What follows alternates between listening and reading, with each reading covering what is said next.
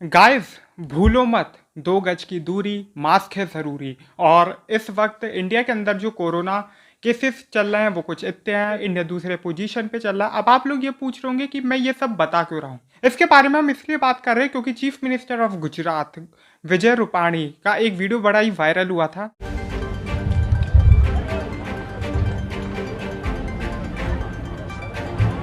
कि वो बोलते बोलते ही गिर पड़े और जब वो हॉस्पिटल गए तो पता चला वो कोरोना पॉजिटिव थे। इंडिया के बहुत से राज्यों में जैसे कि यूपी हो, बिहार हो, बंगाल वगैरह, इधर लोग मास्क लगाना भूल ही चुके हैं। यहाँ के लोग सेटिस्फाइड हो चुके हैं कि कोरोना जैसी कोई चीज़ अब है ही नहीं। अब ये सब मैं इसलिए आपको बता रहा हूँ क्योंकि जो इंडिया के अंदर जो कोविड का दूसरा स्ट्रेन था वो इंडिया के अंदर आ चुका है। कई देशों ने दोबारा लॉकडाउन लगा चुका है और महाराष्ट्र के अंदर भी कई शहरों में लॉकडाउन लग चुका है। और ये उम्मीद बनाई जा रही है, एक अजम्पशन किया जा रहा है कि हो सकता है इंडिया भी दूसरी बार फिर से लॉकडाउन में आ जाए और इंडिया दूसरे स्ट्रेन में कहीं ऐसा ना हो, दूसरा स्ट्रेन फिर से एक पीक लेकर आए कि हमें दोबारा लॉकडाउन लगाना पड़ जाए। अब बात करते हैं अपने आज के टॉपिक पे। आज का जो टॉपिक है, पेट्रोल 100 नॉट आउट। पेट्रोल वैसे कोई एक टॉपिक नहीं है, लेकिन ये एक बहुत बड़ा इशू बन गया इस वक्त क्योंकि पहली बार हुआ है ये इंडियन हिस्ट्री में, या फिर हम बात करें इंडिया के अंदर की पेट्रोल 100 पार कर गया। ये आंदोलन जीवी जो शायद से पहले 75 या 70 के पेट्रोल पे आंदोलन होते थे, लेकिन आज ये 100 रुपये का पेट्रोल एक तरीके से इसे खरीदना देशभक्ति है। आज हम इस पे बात करेंगे, लेकिन ये टॉपिक ट्रेंड नहीं कर रहा है। ट्विटर पे ये टॉपिक ट्रेंड नहीं कर रहा हो, किसी भी सोशल मीडिया प्लेटफॉर्म पे पेट्रोल का टॉपिक ट्रेंड कर ही नहीं रहा है क्योंकि लोगों को इनमें इंटरेस्ट नहीं है। लोगों को इससे ज़्यादा इंटरेस्ट मीम्स में है। सब ये देखना चाहते हैं कि कहाँ कहाँ पारी हो रही है, सब लोग पारी करना चाहते हैं। उसके साथ साथ सब लोग श्वेता की बात सुनना चाहते हैं। उसके साथ साथ सब लोग चार्ट वार्स देखना चाहते हैं बागपत की। एक अपडेट आपको और देता हूँ कि जो मोडेरा स्टेडियम था, ये ऐसा अस्यूम हो रहा था कि उसका नाम सरदार पटेल स्टेडियम रखा जाएगा और ये शायद से प्रस्तावित भी था, आई डोंट नो, लेकिन उसका नाम नरेंद्र मोदी स्टेडियम रख दिया गया है। उसके बाद एक अच्छी खबर भी है कि जो दिशा रावी है, दिशा रावी को बेल मिल गई है। बात करते हैं जो पेट्रोल का प्राइस है इंडिया के अंदर, उसको रेगुलेट कौन करता है। बहुत से लोग कहेंगे गवर्नमेंट, बहुत से लोग कहेंगे नहीं ग्लोबली होता है, लेकिन अकॉर्डिंग टू मी, जैसी मैंने रिसर्च की या एनालिसिस किया, तो अकॉर्डिंग टू मैं ये कहूँगा कि गवर्नमेंट डायरेक्टली या इनडायरेक्टली गवर्नमेंट ही करती है।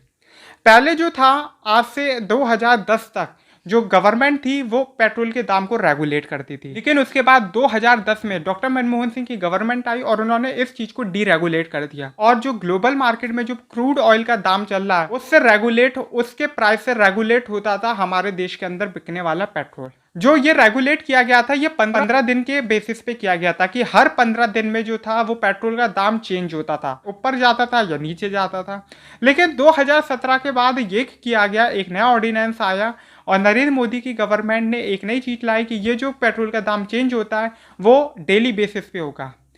हर सुबह के 6 बजे जो पेट्रोल का दाम होगा वो चेंज कर दिया जाएगा, ताकि जो हमारी जो पब्लिक है वो जमाखोरी ना करे कि पता चला कल पेट्रोल का दाम चेंज हो रहा तो आज पूरी टंकी फुल करा दी।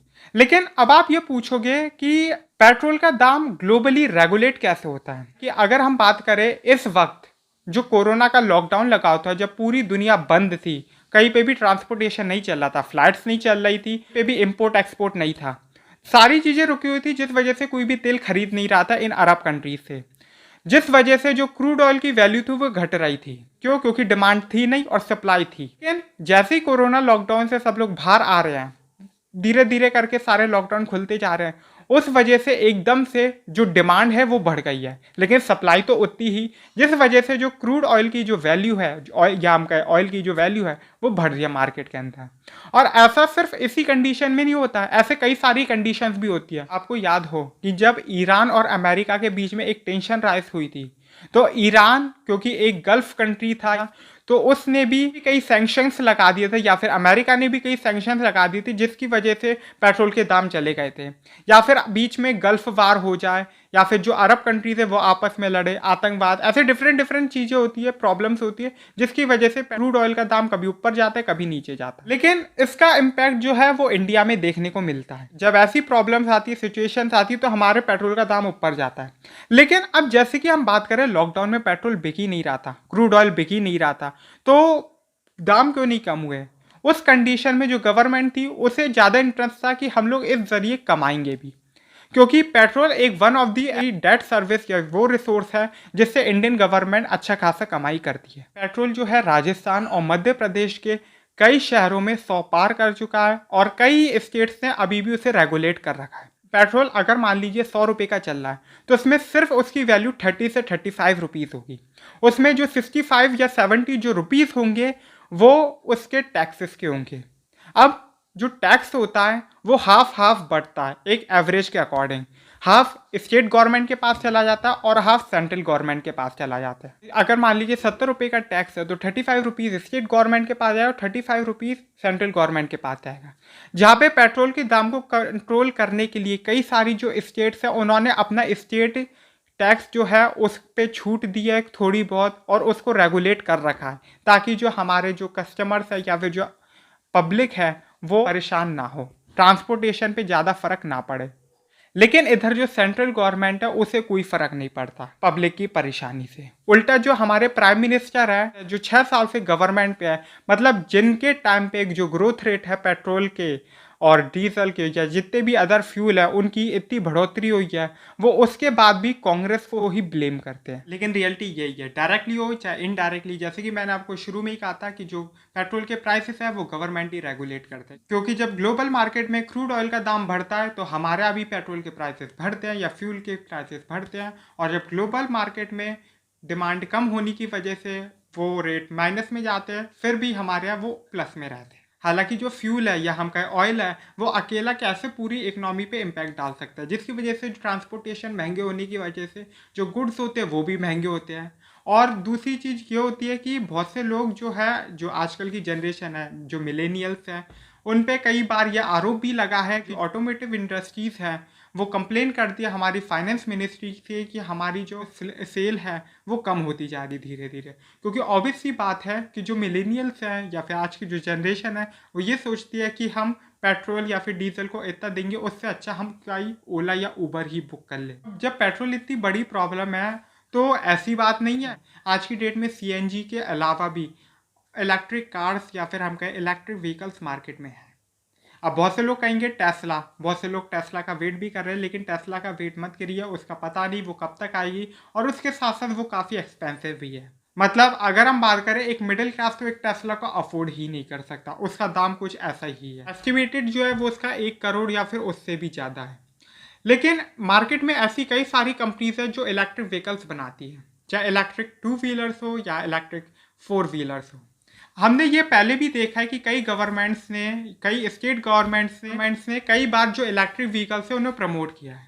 मतलब कई बार यह देखने को भी मिला था कि जो स्टेट गवर्नमेंट्स है उन्होंने फ्री में भी ई रिक्शास बांटे थे गरीबों के लिए। आपको याद हो जब यूपी में अखिलेश यादव की गवर्नमेंट थी, या फिर अखिलेश यादव ही नहीं डिफरेंट स्टेट गवर्नमेंट, और उसके साथ साथ दिल्ली में जब केजरीवाल की गवर्नमेंट है इन्होंने भी फ्री में कई बार ई रिक्शास बांटे थे। ई रिक्शा से कई फायदे हुए थे। एक तो जो गरीब थे, अनएम्प्लॉयड लोग थे, उनको एम्प्लॉयमेंट का जरिया मिला।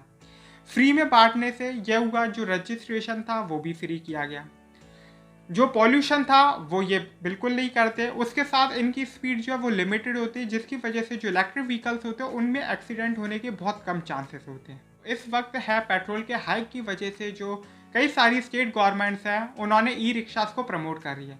इवन अगर हम बात करें दिल्ली गवर्नमेंट की, दिल्ली गवर्नमेंट में आपको फ्री टैक्स, फ्री रजिस्ट्रेशन, कई सारी चीज़ें फ्री ऑफर हो रही है अगर आप एक इलेक्ट्रिक व्हीकल खरीदते हो तो। और उसमें ये भी है कि कई परसेंट अमाउंट जो है वो गवर्नमेंट ही पे करेगी, और दिल्ली गवर्नमेंट अकेली नहीं है जो इस कई सारे प्रपोजल दे रहे इलेक्ट्रिक व्हीकल्स खरीदने वालों को। उसके साथ साथ महाराष्ट्र की सरकार के भी कुछ ऑफर्स है, तेलंगाना की सरकार के भी कुछ ऑफर्स है।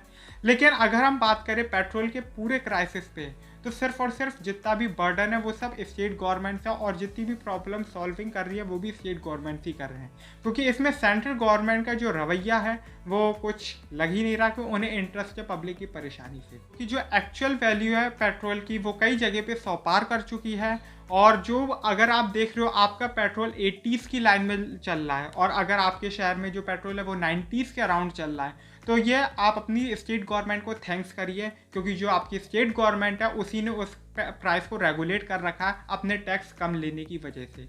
क्योंकि वो टैक्स अपना कम ले रही हैं, जिस वजह से पेट्रोल के दाम आपको कम लग रहे हैं।